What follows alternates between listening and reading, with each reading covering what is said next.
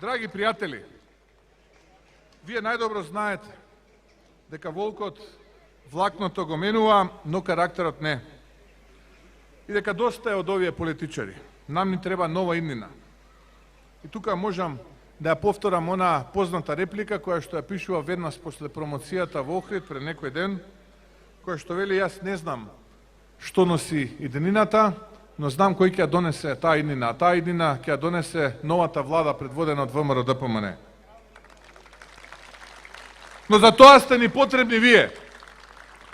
И тоа не е некој абстрактен план, тоа не е некоја бајка во која што јас сега ве убедувам да вие верувате, туку тоа за многу скоро денеска ќе биде реалност. А тоа можеме сите ние да го направиме да биде реалност, бидејќи овие локални избори се нашата шанса за промени, шанса за подобро утре. Често пати ми го поставуваат прашањето: добро, Христијан, што е за тебе победа? За мене победа, драги мои пријатели, е да направиме спротивно на поразите изминативе 30 години. Победа е заеднички да рушиме зидови. Победа е кога ќе спасиме 14 невини човечки животи. Победа е кога ќе погрешиме, ќе признаеме дека сме погрешиле, ќе се извиниме, ќе ја коригираме нашата грешка и ќе продолжиме. Победа е да се почитуваме дури и тогаш кога сме различни. Победа е да создадеме вредности, да создадеме принципи. Победа е да има одговорност кога треба и кога можеме да кажеме: да, направивме се што можевме. Победа е да не се откажуваме.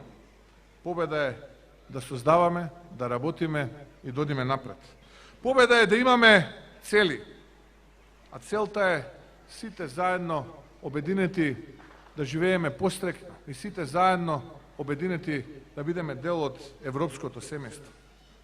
Мојата генерација немаше убава младост, а тие по нас немаат детство. Паметам каков жар имавме, какви кризи поминавме.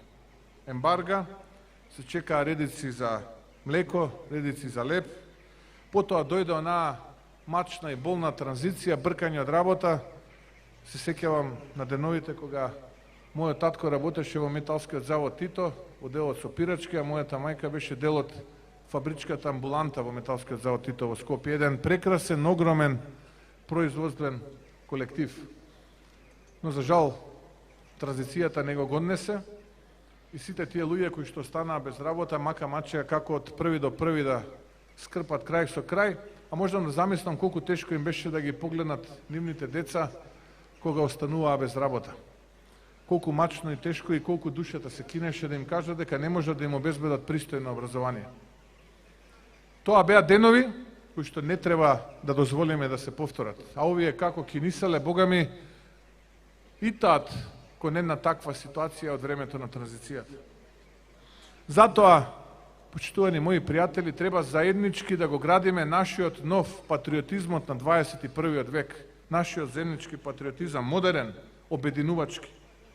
Заедничкиот патриотизам е да ја победиме заедничката мака, да создадеме заедничка иднина, да се разбираме едни со други, да покажеме дека политичарите кои што се на власт, без разлика тоа дали сме ние од ВМРО ДПМН или овие кои што сега се на власт, не ги поседуваат гласовите во джеп, туку треба напорно, макотрпно да работат и да се помачат да ја заслужат довербата од истите.